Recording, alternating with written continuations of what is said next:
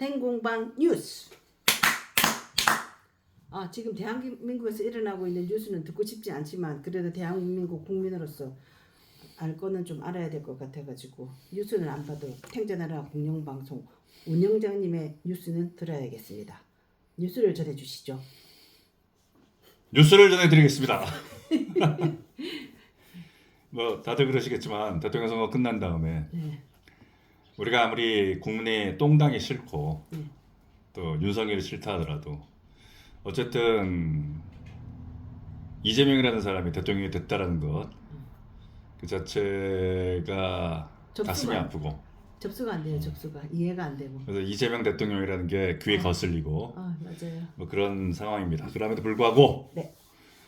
우리는 앞으로 살아야 될 것이고 네. 또 우리 후손들도 살아야 될 것이고 네, 그렇습니다.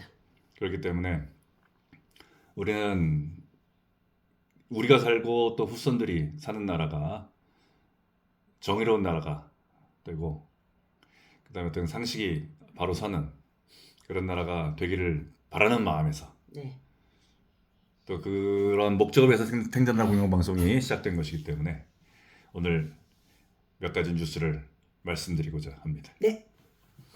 먼저 우리가 대통령 선거 과정에서도 여러 차례 얘기를 했었는데 결국 이제 이재명은 국민주권 정부라는 걸 내세우려고 이제 하고 있고 또 스스로 이제 국민주권 정부라고 불렀으면 좋겠다라고 얘기를 했고 이러면서 이번에 대통령에 이제 당선되면서 이재명도 그렇고 민주당도 그렇고 자랑하고 있는 게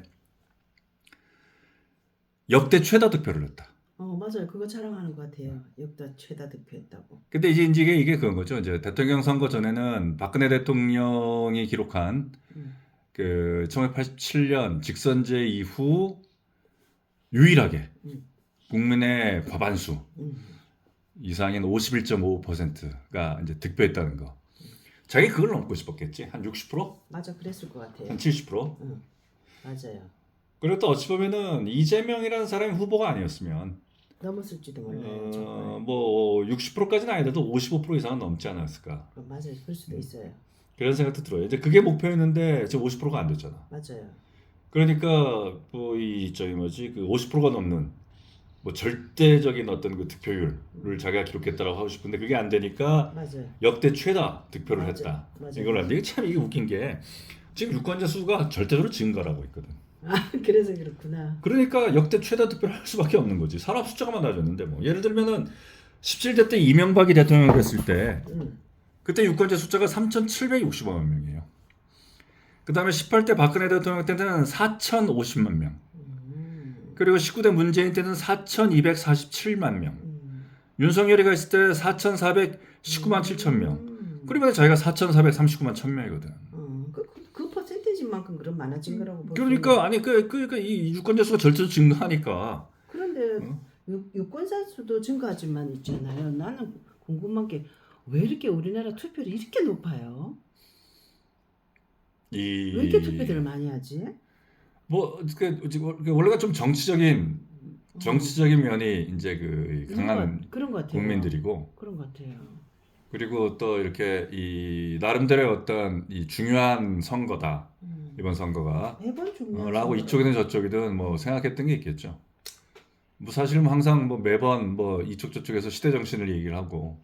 나 투표율이 높은 게 참 신기한 것 같아요. 근데 어쨌든 네. 그러니까 유권자 수가 절대로 증가하기 때문에 자기 역대 최다 득표를 한 거고 직전에 윤석열도 역대 최다 득표였어요. 그때까지만 해도. 그러니까 이제 또 더군다나 또 이제 박근혜 대통령 때와는 달리 지금 투표율도 사흘이잖아. 맞아. 그런 거 생각하면 박근혜 대통령이 하루 했는데 사전 투표 없었나 그때? 그때 이런 식의 사전 투표는 없었지. 박근혜 대통령 때도 사전 투표 있었잖아요. 아니 그땐 이런 식의 사전 투표 이틀씩 하는 사전 투표는 없었죠.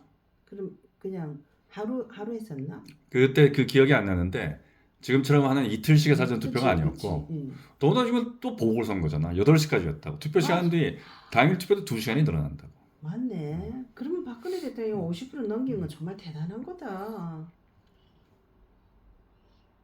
50%를 넘긴 게 대단한 건 아니고 대단한 건 아니고 그러니까 역대 최다 투표율이 얼마예요? 득표율이 얼마였냐? 득표수가 얼마였냐? 이건 사실 중요하지 않다라는 거죠. 박근혜 대통령이 자기가 자기 입으로 나는 민주화 이후에 처음으로 유일하게 국민의 과반수의 득표로 당선된 대통령이다라고 자기가 그걸 스스로 자랑한 적이 없다고. 맞아요. 그 사람들 별로 기억을 안 하고 있는데 근데 언론에서 자기들끼리 이번에 이재명이 혹시 60% 넘는 거 아닌가 뭐 이러면서 그러면서 민주화 이후 유일하게 과반 득표를 한 게 박근혜 대통령이었다라고 이제 한 거고. 박근혜 대통령은 그런 거 자기가 과반 넘었다고 자랑하지도 않는데 얘네는 자기네가 최다 득표였다고 막 계속 자랑하고 있잖아. 근데 최다 득표했다 자랑하고. 근데 최다 득표라는 건 인구수가 늘어나니까 투표자 수가 늘어나니까 뭐 당연한 결과라고 할 수도 있는 거잖아. 그 박근혜 대통령 같은 경우에는 이재명, 아니 그러니까 문재인이랑 중간에 이제 이정희가 사퇴했기 때문에 두 명에서 사실상 1대1 대결 구도였으니까 50% 넘는 게 당연한 거였고. 그럴 수도 있네. 그다음에 그 이재명 같은 경우 역대 최다 득표라고 얘기를 하는데 유권자 수가 절대적으로 늘어났으니까 역대 최다 득표가 당연한 거로서 할 수 있는 거고. 그러니까 그 이 일련의 과정들은 그냥 선거에서 이루어진 어떤 숫자 노름인 거지. 그 숫자가 아무것도 의미하거나 증명하는 바는 없다고. 그런데 그거를 굳이 역대 최다 득표를 했다. 그러니까 뭐라고 했냐면은 내란 종식을 갈망하는 국민 지지에 힘입어 역대 최다 득표를 했다. 윤석열도 마찬가지. 그 당시만 하더라도 뭐 문재인 정권을 심판하기를 바라는 뭐 예컨대 국민 지지에 힘입어 역대 최다 득표를 했다. 윤석열은 역대 최다 득표였어요 그때까지만. 그러니까 좌파들은 항상 꿈보다 해몽이라니까요. 똑같은 팩트를 가지고 저렇게 막 뭐를 선전선동을 하고 미사 여구를 붙이고 뭘 만들어 가지고 이렇게 사람들한테 인식을 그렇게 시킨다는 거예요. 근데 우리가 여기서 다시 한번 또 생각해봐야 될 거는 이 민주주의라는 게 우리가 지금 얘기하고 있는 현대 민주주의, 절대 군주제도, 절대 왕정 시대, 이 압도적인 권력, 그 제왕적인 권력, 이거를 사실은 그런 걸 통제하고 또 제어하기 위해서 만들어진 게 민주주의는 제도란 말이야. 그러니까 민주주의는 원래 압도적인 승리가 아니라 부분적인 승리야. 압도적으로 무엇인가를 이겨내기 위해서 내가 민주주의란 제도가 도입된 건 아니라고. 그러니까 이러저러한 사람들, 이러저러하게 다양한 의견들이 있고 이러한 다양한 의견들을 펼쳐놓고 그럼 국민들은 이 중에 어떤 것을 선택할 것이냐 라는 것에 대한 의견을 나누는 거. 그래서 결정을 하는 거. 그게 민주주의라고. 그럴 때 민주주의에 있어서 오히려 압도적인 승리라고 한다는 것은 부끄러운 일이야. 그 나라의 부끄러운 일이라고. 그럴 수도 있겠다. 그러니까 민주주의가 압도적인 승리를 거둔 나라가 있잖아. 북한. 투표율 99.9%. 득표율 99.9%. 그거야말로 압도적인 승리지. 근데 우리가 북한이 그렇게 압도적인 그래서 뭐 김정은이가 뭐 당 중앙위원 뭐 압도적으로 당선되었으면 와 김정은이에 대한 북한 주민들의 어떤 그 절대적인 어떤 그 지지가 이렇게 크구나 그렇게 생각하나? 비웃잖아. 우리 전라도도 지금 90%에 거의 육박하잖아요. 그 뭔가 다양성이 없는 거지. 그러니까 민주주의라는 게 다원주의를 전제로 하고 그 다원주의를 인정하는 게 이제 민주주의이기 때문에 이 압도적인 승리라든가 혹은 뭐 역대 최다 득표 운운 이런 거 하는 것들은 다 이게 이제 결국 내가 독재로 나아가는 길, 뭐 그걸 이제 의미하는 거고. 그래서 이재명 정부가 이 압도적인 승리라든가 역대 최다 득표를 내세우는 한 이제 독재로 나아가는 길인데 사실 이 권력을 이제 장악한 자가 국민 그럴 때는 이게 둘 중에 하나라고. 하나는 이제 자기가 전체 국민의 지지로 선출되었다 이런 착각. 그러니까 내가 국민의 유일한 대표다. 나는 국민을 대표한다. 뭐 이런 착각. 그다음에 또 다른 것은 자신을 지지하는 게 전체 국민의 일부임에도 불구하고 이 자신을 지지하는 일부를 국민 전체로 혼동하는 착각. 맞아. 이 두 가지 착각 중에 하나인 거야. 맞아요. 국민 입에 달고 있는 사람들. 그러니까 결국 뭐냐면은 나는 전체 국민을 대표한다. 그러니까 뭐야? 한마디로 짐이 곧 국가다. 이런 거를 지금 이 권력자가 국민 하는 자일수록 그런 걸 이제 의미한다. 그러니까 권력자가 국민이라는 걸 입에 달면 달수록 독재자구나. 이제 이렇게 생각하면 되는 거야. 이재명의 국민 주권 정부라는 거는 그거를 계속 주장하는 한 그건 독재 정부인 거지, 독재 정부. 그리고 그만큼 자신이 없으니까 나는 그런다고 봐요. 내가 최다 득표했다, 내가 과반 넘었다. 그러니까 그 싫어하는 사람들 그리고 자기를 반대하는 사람들에게 입 다물게 하고 싶은 자기 원래 이제 가만히 뭐 한 사람들은 가만히 있으면 옆에서 존경한다. 내가 뭘 잘한다 하는데 못하는 사람이 자기 잘한다 자랑하잖아요. 그거랑 역설적으로 더 그렇게 하는 것 같아. 그 어떤 컴플렉스 같은 거라 그래야 되나? 뭐 그런 식인 것 같아. 그래서 사실은 공화주의가 참 중요한 건데 이게 우리가 이제 주권은 국민에게 있다. 이것만 강조해가지고는 이게 중정치로 가는 거라고. 그리고 타락한 대중. 우리가 지난번에 얘기했던. 그러니까 뭐 예를 들어서 선거로 뽑았다. 그러니까 민주주의다. 그러면은 사실은 저기 일당 중국자 중화인민공화국. 그 선거로 뽑아. 그리고 조선민주주의인민공화국 있잖아. 맞아요. 얘도 선거로 뽑아. 근데 우리가 조선민주주의인민공화국을 민주국가라고 그래? 세습왕정이라고 그러지. 맞아요. 근데 이게 이 선거로 뽑았다. 그러니까 뭐 민주주의다. 이게 중요한 게 아니라고. 우리나라 헌법 1조 1항이 왜 대한민국은 민주공화국이라고 되어 있는지. 그 다음에 주권은 국민에게 있다. 이제 이 얘기를 하는 거거든. 그러니까 민주주의가 아니라 이 민주주의라는 건 의사결정한 방식에 불과한 거거든. 그러니까 공화주의, 이게 함께 살아간다는 원칙이란 말이야. 그러니까 민주주의보다 공화주의가 훨씬 더 큰 틀이야. 그러니까 이 공화주의라는 틀 속에 민주주의가 있는 거거든. 그러니까 공화주의라는 게 법치주의, 뭐 시민의 자유, 그 다음에 어떤 거 자발적인 애국심, 그다음에 공동선 이런 걸 추구한다는 거. 이게 공화주의란 말이야. 이런 우리가 삼권 분립이 이렇게 상당히 중요한 건데 그래서 근데 이런 그 공화주의라는 어떤 가치라는 것은 이 좌파들한테는 없는 거죠.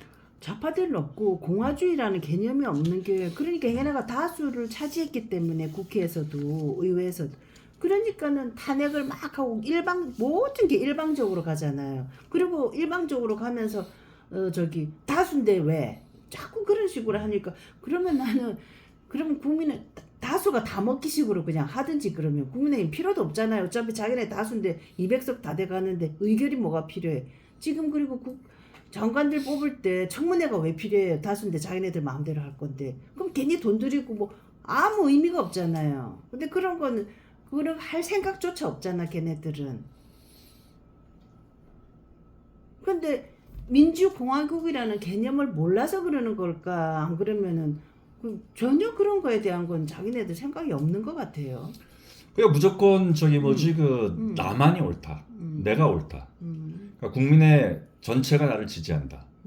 또 혹은 이제 나를 지지하는 사람이 국민 대다수다. 라는 그런 착각 속에 있는 사람들은 자기가 하는 건 무조건 옳은 거지.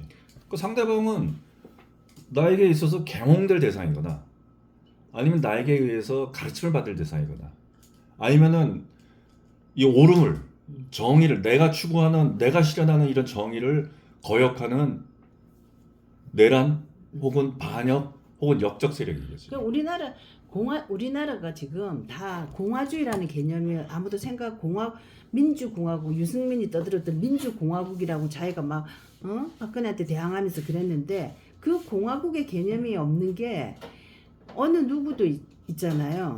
우리나라는 좌파도 우파도 마찬가지로 막 자기 지금 어려움에 처해 있으면은 방법은 지금 민주당이 다수석을 차지하고 있기 때문에 지금 국정의 난맥이나 지금 우리나라의 문제점을 해결할 수 있는 방법은 다음번 국회의원의 다수가 되는 거. 그것 말고는 제시하는 게 없거든. 항상 다수가 돼야만 해결할 수 있다. 내가 힘이 있어야 해결할 수 있다. 이렇게 정치하는 사람들도 그렇고 국민들도 자꾸 그런 얘기를 듣다 보니까 아마 사회 전반이 다 그런 것 같아요. 뭐 하면은 출세하면 되지 뭐. 네가 이기면 되지 왜? 그냥 그런 식의 약한 사람도 돌봐야 된다. 그러면 너가 사장하면 되지. 이런 식의 그게 다 같은 개념인 것 같아. 억울하면 출세해라. 맞아. 억울하면 출세해라. 그러니까 다시 한번 얘기하지만 세상에는 나와는 다른 의견을 갖고 있는 사람들이 많다라는 거. 그리고 설령 지금 나의 의견에 동조하는 사람들이 국민의 과반 이상 혹은 절대 다수라고 하더라도 나의 의견이 항상 옳은 건 아니라는 거. 지금은 옳다라는 거 누구든지 인정을 하는 의견이라 하더라도 언젠간 틀릴 수 있다는 거. 그럼 그것에 대해서는 내가 책임을 져야 한다는 거. 그리고 혹은 어떠한 식으로 이 책임이라는 것이 아주 다양한 형태가 있을 수 있지만은 왜 최소한 왜 이런 과정을 우리가 그 밟아왔고 거쳤는지 왜 우리는 스스로 옳다라는 착각 속에서 이렇게 그 일들을 벌여냈는지에 대한 자기 반성과 또 그 앞으로 그런 일이 없도록 하기 위한 어떤 그 철저한 어떤 그 이 저기 뭐지 그 분석 이런 것들은 있어야 하는 거거든. 그게 전제가 되지 않고서는 맞아요. 그런 거 전체 안 되고 이기만 되지. 해결 방법은 오로지 이기는 것밖에 없어요. 우리나라에서는. 그래서 이기는 것밖에 없다. 그래서 국민주권 정부를 내세운다. 그럼 우리는 이겼다. 네. 그러니 어때? 그래갖고 지금까지는 뭐 음. 입법부를 지금 민주당이 장악했었는데 이제 행정부까지 그렇죠. 장악했고 그러면서 이제 이 사법부까지 이제 장악하러 나선 게 지금 이제 이재명 시대의 이제 이 모습인데 그래서 결국은 법치가 파괴되고 그래서 그렇지 않아도 지금 균열 상태에 놓여 이제 공화국은 붕괴되는 그런 이제 일들이 곧 우리 눈앞에 닥칠 것처럼 보이잖아요. 지금까지는 이 사법부라는 게 그 이른바 어떤 외압 그러니까 뭐 이 뭐 박정희 정권 때도 그랬고 또 뭐 이승만 정권 때도 그랬을 수도 있고 뭐 전두환 노태우 뭐 등등등 하면서 이런 정치 권력 절대 권력으로부터 뭐 이러저러한 어떤 그 사법부가 외압을 받았다 이런 얘기를 많이 하잖아. 그러면서도 사법부가 어떤 그 독립을 해내기 위해서 사법부의 독립이라는 공화주의 그 법치주의와 어떤 그 공화주의 원칙을 지켜내기 위해서 많은 노력을 했다라고 우리가 이제 사법부를 보아왔는데 근데 뭐 저기 이제는 법원 내부에서 자발적으로 이 사법 정의 뭐 사법에 있어서 어떤 공정성 뭐 이런 걸 스스로 이제 부정하고 있잖아. 뭐 김명수 뭐 문재인이가 이제 김명수한테 뭐 적폐청산해야죠. 그러니까 뭐 김명수가 대법원장이 이제 수사에 적극 협조하겠다. 그리고 이제 법관들 전국 법관 대표라는 게 모여가지고 자발적으로 뭐 법관들 탄핵 결의하고 뭐 그랬잖아. 이런 과정들이 이제 다시 이제 뭐 무슨 위원회 만든다면서요. 그 안에 사법위원회. 모르겠어. 뭐 이제 그 나와 이제 만들어질 것이고. 그래서 대통령 선거 직전에 이제 치러졌던 전국 법관 대표회가 이제 선거 이후로 이제 연기에 미뤄졌는데 거기서 또 조희대 현재 대법원장을 탄핵할 것인지 뭐 등등등 이제 지켜봐야 될 건데 어쨌든 우리가 대통령 선거 전에도 이런 얘기를 나눈 적이 있었는데 이재명에 대한 형사 재판 헌법 84조는 중지되느냐 아니면 이제 계속 재판을 하느냐 뭐 그거는 이제 결국 이 예컨대 이제 공직선거법 같은 경우는 지금 고법 그래서 이제 그 수사 이제 저기 재판을 속게 할 텐데 할 것인지 안 할 것인지는 이제 그 재판부 이제 판결에 이제 판단이 달린 거겠지만은 이건 어쨌든 뭐 사실상 중지될 거라고 우리 다 생각을 하잖아요. 그러니까 뭐 이 대통령이 되면은 지금 뭐 대통령 재직 기간 중에는 이 형사 재판을 중지하도록 하는 이제 뭐 저기 뭐지 형사소송법 개정안 뭐 지금 민주당이 뭐 지금 만든다고 하고 있고 또 공직선거법 상에서도 어떤 허위사실 공표 이 조항에서 이제 행위와 관련된 것들을 이제 삭제한다. 그래가지고 이재명이가 지금 징역 1년에 집행유예 2년 이라는 취지로 유죄 확정 판결을 이라는 그 차원에서 파기환송된 대법원에서 그것도 이제 없던 죄로 이제 하겠다. 뭐 이제 이런 식이 이제 벌어질 거라고 우리가 생각하잖아요. 근데 이재명 측근들 재판은 진행 중이거든.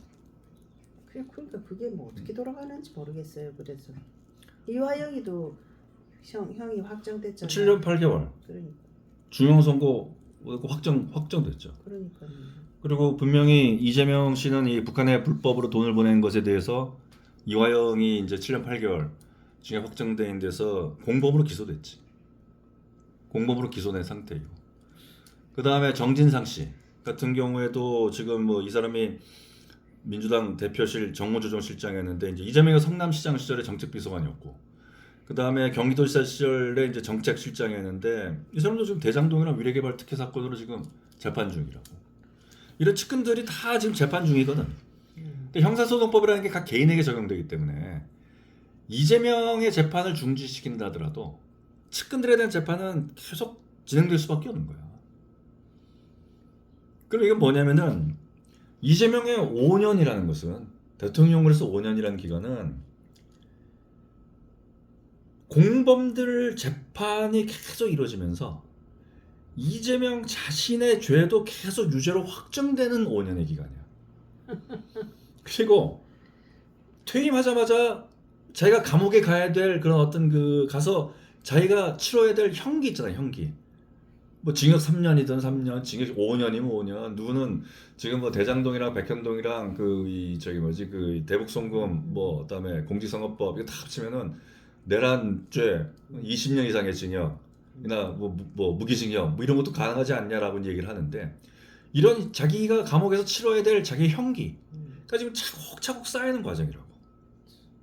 거기다가 누가 다음번에 어떤 그 정권을 장악하게 될지 모르겠지만은 지금 이재명에 대해서 법을 바꿔가지고 그러니까요. 공직선거법상의 자기 지은 죄를 무효로 한다고 하더라도 그거 자체를 다시 원천 무효화시킬 수 있어.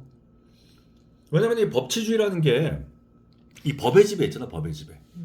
우리가 이 법의 지배라고 했을 때 법의 지배에 여러 가지 원칙이 있지만은 그 원칙 중에 가장 큰 원칙 중에 하나가 누구도 자신의 사건에서 재판관이 될 수 없다는 겁니다. 내 사건에서 재판관을 내가 되면은 나 당연히 무죄지. 그렇지. 그리고 타인의 법관의 그 결정에 따른 거지. 나 왕이 스스로 자기 자신을 면제할 수는 없지. 근데 그 왕은 왕이니까 스스로 면소할 수 있을지 모르겠지만은 그러니까 이재명 혹은 민주당이 지금 자기가 자기 사건의 재판관이 돼가지고 재판을 하고 있는 거거든. 이건 법의 지배의 원칙에 어긋나는 거야. 그러니까 누가 봐도 이거는 합리적이지 못할 뿐더러 공정하지 못할 뿐더러 정의롭지 못한 일이거든. 스스로에게 면죄부를 주는 일이잖아. 그렇죠. 그렇기 때문에 전두환 노태우에 대해서 성공한 쿠데타는 처벌할 수 없다라고 해놓고 나중에 다 처벌했잖아. 마찬가지거든. 이재명에 대해서도 네가 스스로 너희가 지은 죄를 스스로 사면하는. 그래서 그 죄가 사면 자체가 아니지. 사면이라는 것은 죄가 있는데 그 죄를 사해주는 거고 이거는 아예 죄가 없게끔 만들어버리는 거잖아. 맞아요. 어? 이런 과정들 그런 과정들이기 때문에 이거는 분명히 잘못됐다라고 해가지고 이 자체도 무효화시킬 거라고. 그러면 뭐냐면 공직선거법에서 징역 1년에 집행유예 2년이 중요한 게 아니라 얘네들한테는 434억 원이 중요한 거예요. 434억 원. 이걸 뱉어놔야 되는 거야. 이재명이 뱉어놔야 되는 거야. 이재명이가. 그러니까 지금 이재명이가 임기가 이제 시작된 지 며칠이야. 오늘이 이제 7일이니까 뭐 4일부터 시작했다고 치면은 이제 나흘이잖아, 나흘. 사실 임기 첫날, 대통령 임기 첫날, 이재명이라는 대통령의 당선되고 나서 임기 첫날부터 우리는 이재명의 임기 마지막 날을 떠올려야 되는 거야. 그래서 얘는 마지막 날이 지나면은 그러면 뭐야? 마지막 날이 됐을 때 그 자기의 5년 과정 속에서 자기 공범들한테 내려진 재판으로 자기의 유죄는 확정되지. 그리고 난 다음에 권력을 이제 그 다른 사람의 그 장악된 권력에 의해서 다시 법의 지배와 법치주의가 다시금 바로 섰을 때에는 공직선거법에서도 유죄이고 434억을 뱉어내야 되는 거지. 그러니까 자기네가 계속 집권해야 되겠네. 집권하려고 그러겠네, 민주당에서. 근데 무슨 뭐 생나를 치겠지. 그러니까 그 수밖에 없지. 계속 이긴 자 편에 이겨야 되는 수 방법밖에. 그러니까 이계창이 그런 거 아니야. 20년으로도 부족하다. 50년 맞아. 정권을 만들어야 된다. 그런데 그게 안 되잖아. 문재인이가 뭐 지지율이 얼마고 뭐 그 생나를 쳐도 결국 문재인 윤석열로 하다못해 윤석열로 교체되잖아. 그러니까 저기 뭐지 이재명 정권도 그러니까 자기들은 뭔가를 지켜내기 위해서 생날을 치겠지만 그러니까 앞으로 이 모든 과정들이 무리수가 겹칠 수밖에 없게 되는 거야.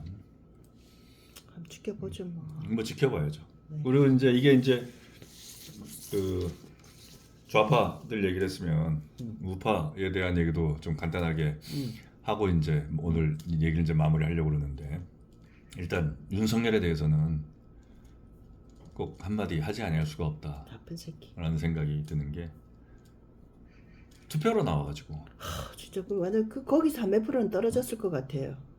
웃었잖아.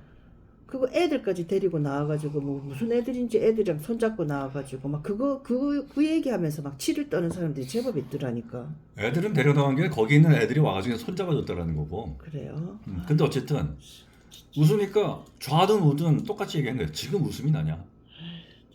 그냥 아침에 살짝 하든지 하지 뭐 때문에 텔레비 나와가지고 그 TV 나와가지고 그러고. 그것도 김건희랑 같이. 아휴 진짜. 이게 사실은 아주 기괴한 일이거든. 기괴한 일. 그러니까 기괴하다라는 말로밖에 표현할 수가 없어.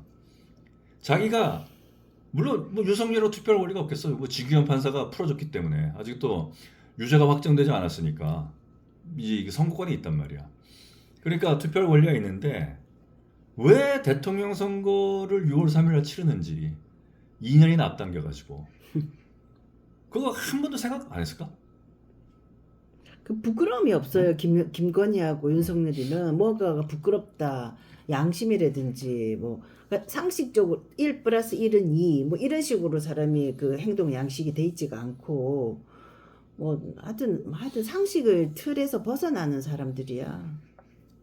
그러니까 왜 지금 내가 6월 3일 날 이 아침에 투표를 하고 있는지 내가 원래는 지금 이 시기에 2025년 6월 3일이면은 자기가 용산에 있어야 되는데 아니 한남동에서 술을 마시고 있거나 그래야 되는데 왜 내가 지금 이 서초동으로 와가지고 내가 투표를 하고 있는가 그 한 번도 생각해 봤으면은 설령 투표하러 나와도 그렇게 웃음이 나왔을까? 어?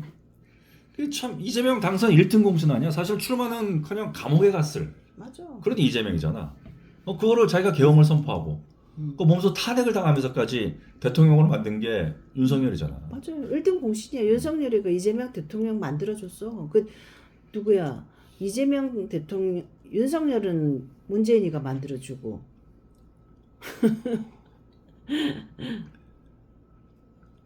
그 박근혜 대통령 탄핵 이후 비정상의 비정상 근데 그냥 끝도 없는 비정상의 연속이야. 사실 이 윤석열이가 계엄을 선포했다라고 했을 때 그 이유 중에 하나가 선거 부정선거였잖아. 부정선거. 아휴, 그건 그냥 갖다 붙인 거고 그거는 그냥 자기가 사람들 속여 먹으려고 하는 얘기. 근데 부정선거에도 불구하고 자기가 투표를 해? 자기 부정이지 자기 부정. 그러니까 아주 기괴한 게 윤석열이고 그 다음에 홍준표에 대해서는 진짜 딱 한마디만 국무총리 안 됐네. 국무총리 시켜주 김치국물만 마시고 말이야. 근데 그거보다도 조선일보에서 양상훈이라는 이제 조선일보 이제 논설이 또 나쁜 또 놈이잖아. 이제 칼럼을 썼어요. 나쁜 놈. 이 칼럼의 제목은 그러지 않지만 내용을 보면은 한마디로 이제 이준석과 한동훈이 보수의 미래다. 그래 그렇겠지 뭐 그런 식으로 할 줄 알았어. 그러니까 이게 이제 그 이번 대통령 선거가 뭐 이재명이 이제 이 완승으로 끝났는데 계엄 사태 이후에 이 시궁창으로 떨어졌던 보수 정치에 새로운 희망의 불씨를 보여주게 됐다. 라고 이제 양상훈이가 그랬고 그 근거가 이제 대선 출구조사가 아주 근거를 하는 건데 18세에서 29세 유권자의 55.2%가 우파를 지지했다는 거야. 출구조사로 보면은 그러니까 청년의 18세 29세 청년의 절반 이상이 보수를 지지했다. 이게 우리 정치 역사에 없던 일이다. 그리고 30대 유권자도 50.4%가 보수를 지지했다. 그러니까 앞으로 보수가 혁신만 이루면은 그러니까 새로 이제 유권자로 유입되는 청년들이 보수에 관심을 둘 것이다. 그러니까 보수 정치에 미래가 없는 게 아니라 확실하게 미래가 있다. 이제 이렇게 얘기를 했단 말이야.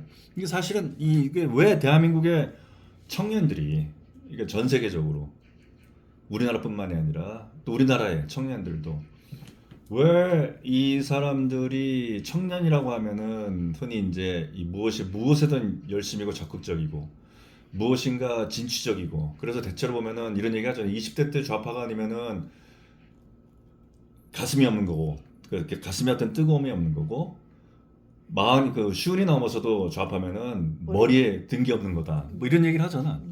사실 청년이 우파라는 것은 나는 조금 좀 슬퍼요. 어떨 때는 좀 진취적인 무엇인가 말이야. 세상을 좀 바꿔보고 싶고 이런 마음이 있어야 되는데 근데 뭐 그거는 뭐 어쨌든 떠나가지고 왜 그 대한민국뿐만 아니라 전 세계 청년들이 왜 어떤 그 극우를 지지하게 되는지 그것에 대한 성찰은 하나도 없이 야 얘네들이 그 극우가 돼서 이준석이도 지지하고 똥당도 지지해 젊은이들이 이러니까 계속 앞으로 이런 젊은이들이 유입되면은 얼마나 좋아 보수의 미래가 있잖아 이런 발상 이런 근거를 가지고 보수의 미래가 있다 라고 얘기한다는 것 자체는 이게 저 윤석열처럼 기괴한 거지. 부정선거 때문에 계엄했다고 해놓고 자기가 투표하는 거랑 똑같이 기괴한 일인 거고. 그 다음에 이준석이한테 8.34% 291만 명의 국민이 표를 줬는데 그게 보수의 미래를 살려두고 싶었던 마음이었다. 이준석 그렇게 높게 평가해요. 그 다음에 한동훈도 대중정치로 발전하면 보수의 미래가 될 수 있다. 그러니까 앞으로 이준석, 한동훈 두 젊은 정치인의 경쟁이 보수 정치의 활력소가 될 수 있다. 이렇게 이제 조설부 양상훈이가 떠들었다고. 근데 이거는 그 사람 뭐 얻는 것마다 정상적인 게 하나도 없는 사람이더라 진짜. 듣고 싶은 너무 듣기 싫은 얘기만 해 그냥. 아유. 이게 이런 식의 이제 발상들이 이른바 어떤 올드 라이트. 지금까지 대한민국의 어떤 그 산업화와 그다음에 어떤 민주화를 이끌었고 또 그 상황 그 과정 속에서 자기 자신들을 헌신했고 그러면서 묵묵히 이제 오늘날 대한민국을 만들었던 그런 분들을 올드 라이트, 극우, 틀딱 이렇게 이제 폄하하고 그 또 이런 사람들 때문에 이제 이 나라를 망쳤다. 라고 이제 그 하는 이제 행태들인데 사실은 내가 왜 조설과 양상훈이 이런 칼럼을 쓰면서 이준석과 한동훈을 끄집어내느냐. 자기들이 대한민국의 산업화와 민주화를 이끌어왔고 또 자기 자신을 헌신했던 그런 분들을 올드 라이트라고 몰아가지고 살해했거든. 사실 저기 박근혜 대통령 탄핵이 그거 아니야. 맞아요. 박근혜 대통령을 탄핵시키면 해가지고 박근혜 대통령으로 과 함께 대한민국의 어떤 그 산업화와 민주화 과정을 어떤 그 시대를 같이 보냈던 그 모든 사람들을 탄핵시켜버린 거라고. 그 자기들이 앞장서서 탄핵시킨 거잖아. 그치, 자기들이 작당했고 좌파가 아니고. 그치, 그 자기들이 시작한 짓거리잖아. 그러니까 조선일보가 완전히 분노야. 근데 그런 사실들 있잖아. 그런 사실들.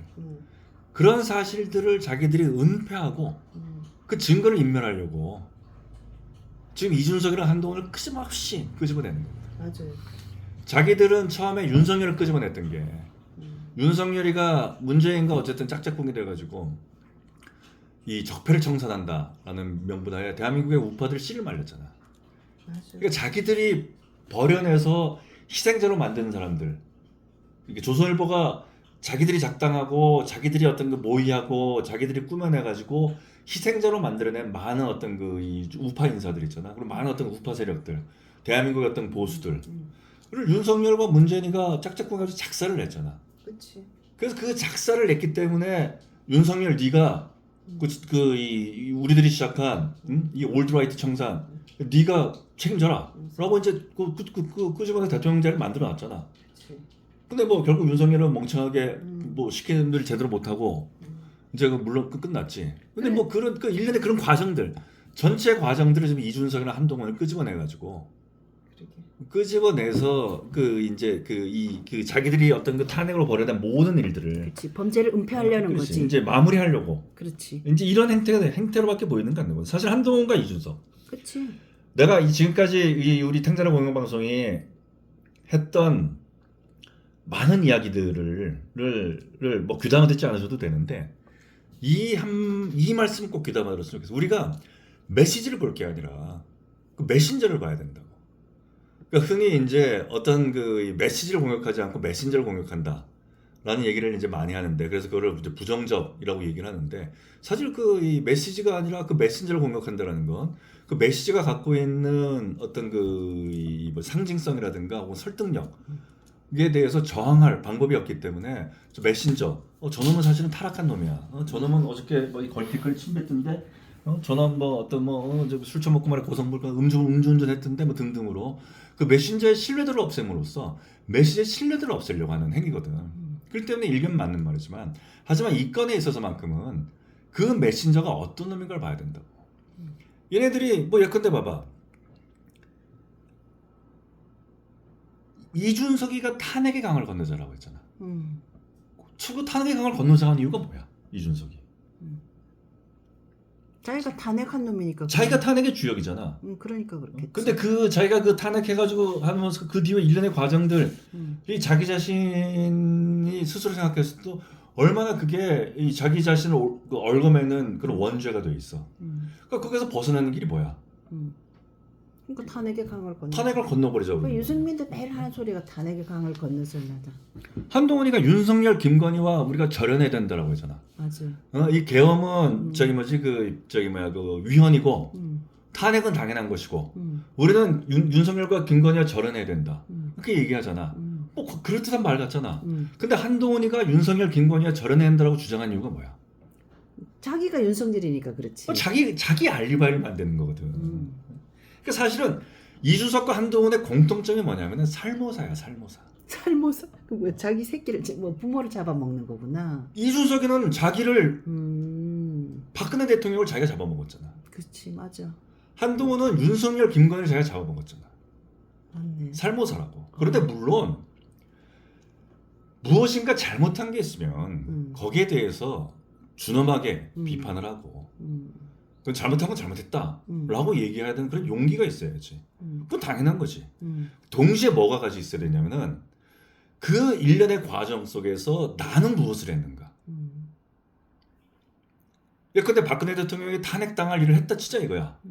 그럼 박근혜 대통령이 자기를 비대위원으로 뽑아가지고 끊임없이 걔는 청와대 주변에서 청와대 어떤 누구 뭐 이른바 십상시라고 불렸던 뭐 비서관이든 누구든 뭐 끝나길 바라가지고 그 앞에서 술 먹고 같이 이 얘기하고 그러면서 주워든 정보 유승민한테 전달하고 이제 뭐 김무성한테 전달하고 뭐 계속 끊임없이 그러면서 살아왔잖아. 맞아. 그런 과정에서 실제로 있었는지 없었는지 모르겠지만 성상남이 있어가지고 뭐 대전 가가지고 뭐 그 뒤에 자기 뭐 측근인 무슨 뭐 정책특보라는 애가 가가지고 뭐 7억인가 6억인가 뭐 죽게 하고 차용증 써줬다. 그런 일련의 사건들.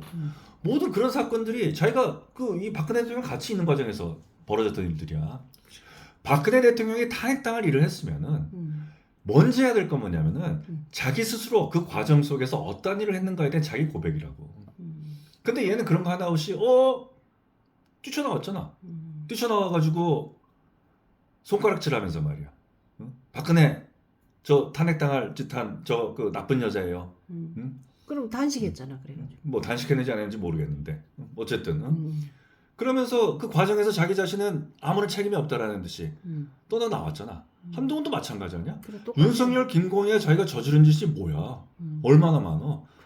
자기가 박근혜 대통령을 탄핵하고 하다못해 양수대 대법원장 수사하고 구속하고 기소한 거 47개인가 46건인가의 범죄 해목 뒤집어 쓰고 자기잖아 한동훈. 그러니까 한동훈이가 자기가 마치 무슨 민주주의의 두산거처럼 그러면서 또 그 지지하는 세력들이 나는 그러는 게 정말 진짜 윤석열만큼이나 기괴해. 자기가 누구야? 한동훈이가 누구야? 윤석열 아니야 그냥. 그렇지 한동훈이 윤석열이야.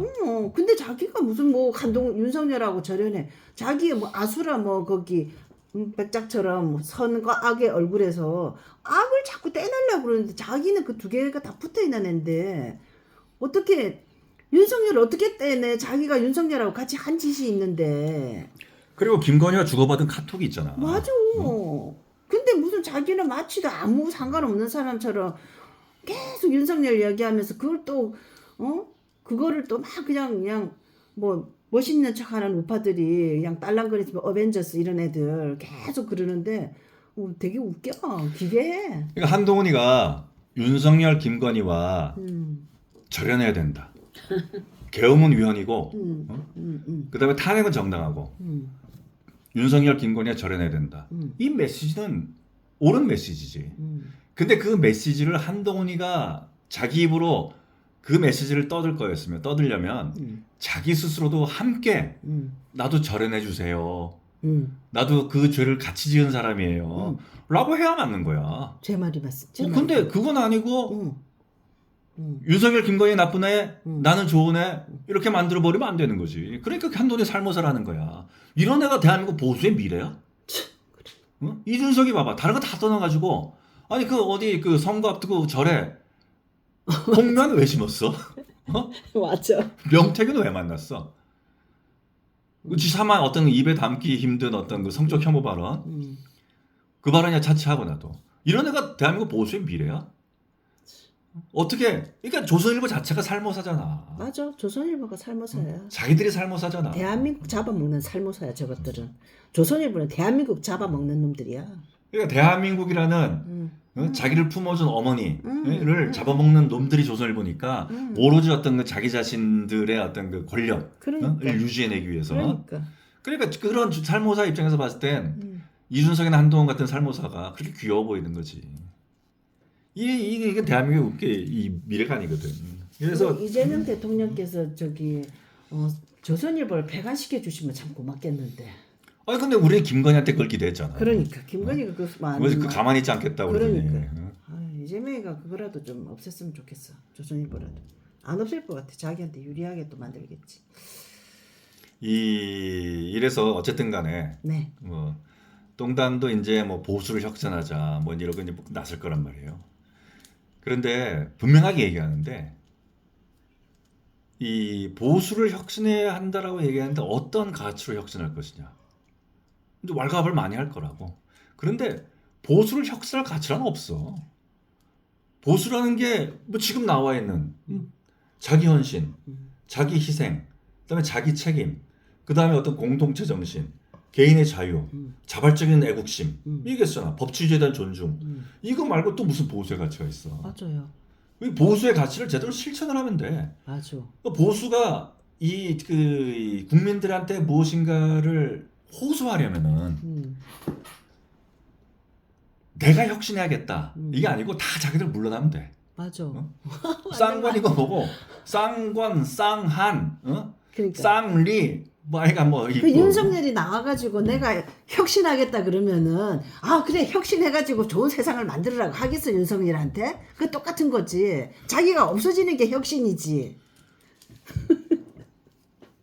그런데 그러니까. 그러니까 국민의힘 해산하고 아까 우리 부원장님 말씀하신 대로 뭐 제도적으로야 야당이라는 존재 뭐 이게 필요하겠지만 자기들 또 국회에서 뭘 하겠어. 그러니까 그냥 다 없어졌으면 좋겠어. 어차피 저 일방적으로 계속 다 하잖아요. 이렇게 지금 우리나라 지금 경비도 많이 드는데 국회의원 세배라도 좀 줄이게. 자기들 없이 그냥 하고 또 자기들 스스로 감당해내지 못할 자리면 자기들 그만두는 게 맞지. 이제 와가지고 그 개헌 내가 그 찬성하고 뭐 탄핵 반대하고 그래가지고 미안합니다라고 이제 와서 그런 거야. 이제 와서 그럴 거면 깨끗하게 물러나는 게 최고지. 보수 혁신이라는 건 아주 간단해. 대한민국 사회에서. 그러니까 똥당이 없어진다. 그럼 보수가 혁신되는 거야. 맞아. 그리고 똥당으로부터 이러저러한 걸 뜯어먹고 사는 유튜버들 있잖아. 같이 없어져주면은 그거는 보수가 혁신에 혁신을 더하는 거지. 맞아요. 진짜예요. 국민의힘이 보수 혁신의 가장 지름길은 국민의힘 저 당 해체야. 이 모든 일이 사실은 이제 결국 그 원죄에서 비롯된 거죠. 원죄. 그러니까요. 그래서. 원죄. 먹지 마라 그런 그 사과를 뺏어 먹은 뭐죠? 하여튼 자기네 원죄. 박근혜 대통령 원죄.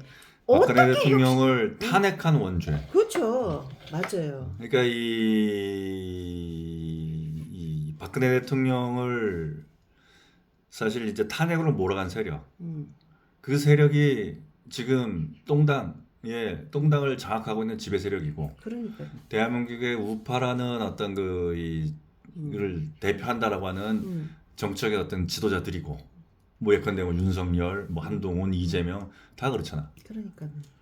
뭐 이번에 또 뭐 사실은 뭐 홍준표도 그렇고 사실. 맞아요. 이런 자들이 그 박근혜 대통령 탄핵으로 몰아가고 구속하고 또 이제 징역 45년형을 때린 그 과정에서 벌여냈던 어떤 그 광기와 사기 살기 이런 걸로 사실은 대한민국의 가치와 상식을 붕괴시킨 거거든. 그러니까 자기들이 다 물러나고. 그래서 대한민국이 바로 서고 대한민국의 우파가 바로 서고 보수가 혁신하는 거는 자기들 물러나고 그래서 탄핵적으로 남부했던 거짓에 대해서 자기들이 이실직고하고 그렇지. 자백하고 진실을 올바르게 드러내는 거. 맞아요. 이게 바로 보수가 혁신하고 대한민국 바로 서는 길이지. 그거 없이는 안 돼요. 그거 없이는 안 되는데 우리는 탱자나라 공영방송은 그거를 주장하고 그 일을 계속 하기 위해서 방송도 하고 또 이제 영상도 박근혜 대통령님 우리가 누가 박바 그러는데 박바 또 다른 바 누구죠 뭐 어떤 사람이 박바 또 누구 뭐 이재명 바 윤바 하면서 그러는데 무슨 동급으로 이야기를 하는데 박바는 안 될 이유 있어? 박바를 하면 안 되는 이유 있어요? 윤바를 하면은 윤바를 하는 거는 비정상이지만 박바는 정상이야. 우리가 특정한 개인, 우리가 박바라고 해가지고 박근혜 대통령이라는 특정한 개인을 영웅시하고 그렇지. 그 사람을 우상화하는 게 아니라 그렇지. 그렇게 하는 게 아니고 그 사람이 한 일, 그 사람이 행한 것, 그리고 그 사람이 억울하게 당한 것, 그거에 대해서 그 사람이 억울하게 당한 것을 바로 하는 게 그게 바로 정상화되는 거잖아요. 그러니까 하는 거지. 박바하고 윤바를 같은 레벨에 보면 안 되지. 사실은 이런 얘기를 이렇게 하는 것은 원래 뭐 예상했던 뭐 계획했던 일은 아니지만 이승만 대통령이 대한민국을 건국했잖아요. 그래서 대한민국을 자유민주주의 나라로 만들었잖아요. 그러니까 이승만의 국가, 그러니까 대한민국은 첫 번째가 이승만 국가였던 거예요. 이승만 국가의 시대 정신은 자유민주주의라고, 건국. 그다음에 박정희라는 국가가 있었어. 이 박정희 국가는 이 당시에 이 냉전 이런 어떤 이 조건이 있었고, 그 다음에 우리가 어떤 이 중화학공업으로 우리의 어떤 기존의 어떤 기존의 농업 1차 산업에서 우리가 이제 2차 산업 중화학공업으로 이렇게 우리가 전환해야지만 우리가 이제 먹고 살 수 있다. 그러니까 우리가 이제 선진국을 따라잡자. 이 따라잡기 전략. 그래서 이에 우리가 한번 총력을 모아보자. 우리가 이 한반도에서 우리 민족이 살기 시작한 이래 보릿고개라는 것도 한번 우리가 이겨보고 우리 국민 모두가 한번 다 잘 살아보자. 잘 살아보세. 잘 살아보세. 이런 어떤 이 산업화와의 시대를 만든 게 박정희 국가고 이런 산업화의 토대 위에 우리가 민주화라는 게 비로소 가능해졌단 말이야. 그런데 이 박근혜라는 사람이 대통령이 됐을 때 우리나라는 이제 대한민국이라는 것은 이게 이렇게 한반도의 미래는 사실은 항상 보면 이제 지정학적인 요건 이게 이제 있는 거 이게 지정학적인 어떤 환경들이 어떻게 변화하는가 여기에다가 우리가 어떠한 이제 산업기술 패러다임으로 우리의 어떤 먹거리 또 우리의 어떤 미래를 만들어 나갈 것이냐 이게 이제 사실은 가장 큰 두 가지 변수인데 아까 앞서 말했던 박정희 대통령의 시절에는 냉전 동서의 어떤 이 서로 간의 어떤 갈등, 더구나 거기다 분단, 뭐 이런 것들 조건 속에서 우리가 2차 산업으로 전환해야 되는 이런 어떤 이 시대적인 어떤 소명들이 있었잖아. 이걸 이제 박정희가 이런 나라를 만든 거란 말이야. 그러니까 박정희 국가야. 그럼 박근혜는 사실 냉전이 종식됐어. 그리고 세상은 다극화되고 있어. 그러니까 그 전까지 우리가 미국의 어떤 대한 일방적 어떤 미국과의 어떤 일방적인 어떤 외교 관계에서 이제 우리는 세계를 다양하게 바라볼 어떤 이런 이 필요들이 생겼단 말이야. 거기다가 더 이상 2차 산업, 이 재래형 어떤 중화학공업으로 대한민국의 미래를 이끌어 나갈 수가 없어. 그래서 박근혜가 박근혜가 한 게 그래서 중국과의 관계를 개선했잖아. 그러니까 그 많은 반대에도 불구하고 맞아요. 중국에 갔잖아. 가서 문재인이는 혼밥 먹고 왔지만 박근혜는 시진핑으로부터 극진한 국빈 대접을 받으면서 중국에 갔잖아. 중국과의 관계를 개선하려고. 그러니까 그렇게 한 거를 그렇게 개선한 거를 있잖아요. 그냥 중국 애들 할랄랄랄 한 소리에 속아가지고 뒤통수를 맞았다는 둥 바보가 돼가지고 중국 애들한테 속았다. 그렇게 말하는 사람들을 보면 다 마초들 아니면 있죠. 보면 우리가 똑같은 일을 놓고도 비판을 할 때 사실 가지고 비판을 안 하고 그 사람 자체를 비판을 하는 거예요. 그러니까 기본 컨셉이 그냥 무시하고 들어가는 거예요. 우리가 약자나 또 못 배운 사람을 볼 때도 어떻게 생각하면 대학교 명태균도 마찬가지인 것 같아요. 그 사람이 하는 얘기, 그 사람이 하는 뭔가 제시하는 것, 그거를 듣고 봤을 때 내가 서울대학교를 나왔어요. 서울대학교 나왔는데 고등학교 나온 사람이 하는 얘기, 내가 생각을 못했던 부분이고 그 아이디어가 좋다든지 이렇게 사람 대 사람으로 그 사람의 주제와 내용을 가지고 대화를 하고 그랬을 때는 우리가 나은 좀 더 발전된 걸 할 수가 있는데 우리나라는 지금 유시민처럼 있잖아요. 그럼 박근혜 대통령이 하는 그 모든 것도 비판도 모든 게 그래. 그냥 시진 양면이 있잖아요. 박근혜가 중국과 그렇게 해서 더 이제 다원화해서 하려고 하는 그런 부분이 있는데 그러면은 그거를 박근혜가 그냥 속았다. 아니면은 박근혜가 멍청하다는 걸 벌써 깔고 들어가는 거야. 여자고 여자고 멍청하고 그래가지고 중국 놈들 앞에서 막 그러고 뒤에서 뒤통수 치는데 몰라가지고 그랬다.